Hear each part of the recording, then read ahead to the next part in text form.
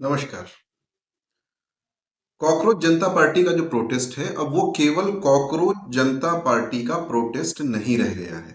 न वो केवल नीट परीक्षा को लेकर के है। तो बहुत सारे लोगों को मैं देख रहा हूँ सोशल मीडिया पे बोलते हैं कि क्या ये निहंग देखो, या ये 40 साल का व्यक्ति देखो, या ये 80 साल का व्यक्ति देखो, ये नीट का परीक्षार्थी है, या ये लोग जो कि यहाँ पे हुड़दंग कर रहे हैं, क्या ये नीट के परीक्षार्थी हैं? बिल्कुल नहीं है। ये तो पहले ही स्पष्ट हो गया था कि नीट परीक्षा और कॉकरोच जनता पार्टी से ज्यादा इसका स्वरूप व्यापक हो चुका है। और बहुत सारी चीजें उस व्यापकता के साथ साथ आप देखेंगे इस प्रोटेस्ट में उभर करके सामने आ रही हैं और अभी आएंगी। जैसे आप देखें कि अब जो लोगों के प्रश्न पूछने का कारण है वो क्या है। वो कारण ये है, जैसे अगर आप कल देखेंगे तो कल कुछ और परसों भी कुछ मीडिया कर्मियों को दौड़ा दौड़ा करके पीटा गया। जिनको नहीं पीटा गया उनको हरेस किया गया, उनको रोक करके गोदी मीडिया के नारे लगवाना, उनको अपना काम नहीं करने देना, इस प्रकार की हरकतें हुई हैं। और ऐसे ऐसे मीडिया कर्मियों के साथ में हुई जो उनके ही पक्ष में बोल रहे हैं, जो उनके विपक्ष में नहीं बोल रहे हैं। और इसका कारण है कि कई वर्षों से एक माहौल बनाया जा रहा है कि मीडिया का एक वर्ग मीडिया के दूसरे वर्ग के विरोध में माहौल बना रहा है। लेकिन उसको ये नहीं समझ में आ रहा है, या शायद कुछ दिनों, महीनों, हफ्तों, सालों बाद समझ में आए कि बहुत खतरनाक कार्य कर रहा है। अगर एक बार मीडिया कर्मियों को पीटना स्वीकार्य हो गया किसी भी कारण से, तो फिर तो सभी मीडिया कर्मियों को पीटना स्वीकार्य हो जाएगा। आप कह रहे हैं कि वो गोदी मीडिया है, कल वो कह देगा कि भाई ये कोई दूसरा है, कोई कहेगा जिहादी मीडिया है, कोई कहेगा XYZ मीडिया, अलग अलग नाम दे देगा। नाम देने में क्या है, और इससे सब कुछ स्वीकार्य हो जाएगा। तो ये बहुत खतरनाक स्थिति है जो यहाँ पे बन रही है। पर जैसा मैंने पहले ही कहा, प्रोटेस्ट में ऐसे लोग हैं और बहुत बड़ी संख्या में ऐसे लोग हैं जिनका काम सिर्फ और सिर्फ हिंसा भड़काना, जिनको हिंसा में मजा आता है। आप किसी और चीज को लेकर के प्रोटेस्ट कर लीजिए, वो वहां भी पहुंच जाएंगे, क्योंकि वहां पे फ्री का खाना मिल रहा है, मजे हो रहे हैं, है ना। कुछ लोग ऐसे हैं लड़कियां छेड़ने के लिए भी आए हुए हैं, तो इस प्रकार की हरकतें चूंकि उन्हें करनी है, तो वो वहां पे रहेंगे और उस प्रकार के नारे भी लगाएंगे जिनको देख करके आपको लग रहा होगा कि यार ये माँ बहन की गालियां दी जा रही हैं, किसी को भी दी जा रही हो, ये क्यों दी जा रही हैं। तो ऐसे लोग आएंगे तो प्रोटेस्ट का ये हाल होना ही है। दूसरी तरफ कल अगर आप देखेंगे, सुरक्षा कर्मियों को भी रात में पीटा गया है।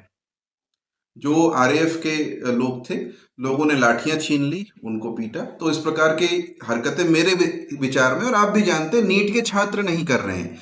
इसका व्यापक स्वरूप जो हुआ है, इसमें जो राजनीतिक दलों के कार्यकर्ता हैं, कुछ हुड़दंगी तत्व घुस गए हैं, उनके कारण ये सब हो रहा है। ऐसा भी हो सकता है, और लोगों की ये आशंका है कि सरकार अगर ये सब करा रही है, कहीं इसका उद्देश्य ये तो नहीं कि हिंसा का बहाना बना करके इस पूरे प्रोटेस्ट पे तगड़ा क्रैकडाउन किया जाए। संभव है, लेकिन इस विषय में चूंकि मुझे पूरी जानकारी नहीं है, तो मैं ऐसा नहीं कहूंगा। मैं बस ये कहूंगा कि हुड़दंगी तत्व हैं और प्रोटेस्ट वालों को उनसे सावधान रहना पड़ेगा और उनको ही नियंत्रण में लाना पड़ेगा, क्योंकि आपने जिम्मेदारी ली है प्रोटेस्ट की। तो आपको नियंत्रण के लिए अच्छे तत्वों की, जिनकी कमी नहीं होगी प्रोटेस्ट में, मेरा पूरा विश्वास है, बहुत लोग पवित्र भावना से आए हुए हैं, तो उनकी टीम बना करके, संभव है कि वॉलंटियर्स इस तरीके से जगह जगह पे, जहां जहां पे ऐसी शिकायतें हैं, विशेषकर उन क्षेत्रों में बैठ करके उनको इस तरीके से मैनेज करें। दूसरी तरफ ये तो बात हुई कि प्रोटेस्ट में किस तरह के तत्व घुस गए हैं। जैसा मैंने बोला, स्वरूप व्यापक हो गया, और कल मैंने बताया था अब इसमें फ्रिक्शंस आने लगे। तो आप देखोगे, कल मैंने आपको जानकारी दी थी कि वांगचुक जी ने कहा कि मैं भूख हड़ताल समाप्त कर दूंगा, बस मुझे आश्वासन चाहिए कि आप संसद में इस पे चर्चा करेंगे। और चर्चा के लिए सरकार मान भी गई, करेगी चर्चा, तो कोई ऐसा नहीं है। लेकिन आप देखेंगे कॉकरोच जनता पार्टी ने अपने आधिकारिक, जो उनके प्रवक्ता हैं, जो उनके हैंडल्स हैं, वहां से कहा गया कि नहीं जनाब, हमारी मांगे अभी भी वही है। धर्मेंद्र प्रधान का इस्तीफा, 1-1 करोड़ मुआवजा और चर्चा। और कांग्रेस ने तो इसमें जोड़ दिया है कि गृह मंत्री का भी इस्तीफा, और जिन छात्रों पर मुकदमे हुए हैं, या अन्य तत्वों पर मुकदमे हुए, मुकदमे वापस लिए जाएं, जो कि 3-4 दिन की हिंसा में ऐसा हुआ है। तो अब ये एस्केलेशन मैट्रिक्स है। वो ये चाहते हैं इसको इतना ऊपर ले जाएं कि अल्टीमेटली सरकार को मजबूर होकर के कुछ करना पड़े। और सरकार की परिस्थिति ऐसी है कि मजबूर होके कुछ करते हुए दिख नहीं सकती है। अगर वो दिख गया कि सरकार मजबूर होके कुछ कर रही है, तो उसको मजबूर करने वालों की कोई कमी नहीं है, जो ऐसी कोशिश भविष्य में करते रहेंगे। इसलिए जैसा मैंने पहले भी बोला, अगर इस्तीफा होता है, अमित शाह तो बहुत दूर की चीज है, अगर धर्मेंद्र प्रधान का भी इस्तीफा होता है, तो आप समझिए कि ये एक डोमिनो इफेक्ट लेकर के आएगा, सरकार गिरने में बहुत समय नहीं लगेगा। तो सरकार इस चीज को जानती है, इसलिए सुरक्षा बलों को धीरे धीरे दिल्ली में और ज्यादा लेकर के आया जा रहा है। और ये भी क्योंकि आने वाला समय और भी क्रिटिकल हो सकता है। क्यों? आप सोचिए, आज कल बुधवार था, यानी वीक का मिड, वो समय जब सिनेमा के टिकट भी सस्ते होते हैं। अगर उस दिन भी इतनी भीड़ थी, तो वीकेंड में क्या होगा, जब सब खाली हैं और दिल्ली और आसपास के प्रदेशों से वहां आ सकते हैं। तो परसों यानी शनिवार और इतवार को असली परीक्षा होगी कि सरकार किस तरीके से इसको डील कर पाती है। इसके अतिरिक्त अगर आप देखें तो 28 तारीख से दिल्ली यूनिवर्सिटी के बहुत सारे कॉलेजों के जो सेमेस्टर हैं वो चालू होने वाले हैं, कॉलेज खुलने वाले हैं। तब से और अधिक भीड़ होगी। आप जानते होंगे ज्यादातर जो कॉलेजेस हैं लेट जुलाई अर्ली अगस्त में ही खुलते हैं, उसी समय उनके सेमेस्टर्स चालू होते हैं। और नए नए फ्रेशर्स भी उस समय पे आते हैं। उस समय दिल्ली के बाहर से भी दुनिया भर के लोग वहां पे आते हैं। सीयूईटी परीक्षा का एग्जाम जो परिणाम आता है उसके पश्चात कि हमें दिल्ली में या किसी और यूनिवर्सिटी में एडमिशन लेना है, तो उस समय छात्रों की भीड़ और अधिक यहाँ पे आपको मिलेगी, जो नेचुरली वैसे ही होती है।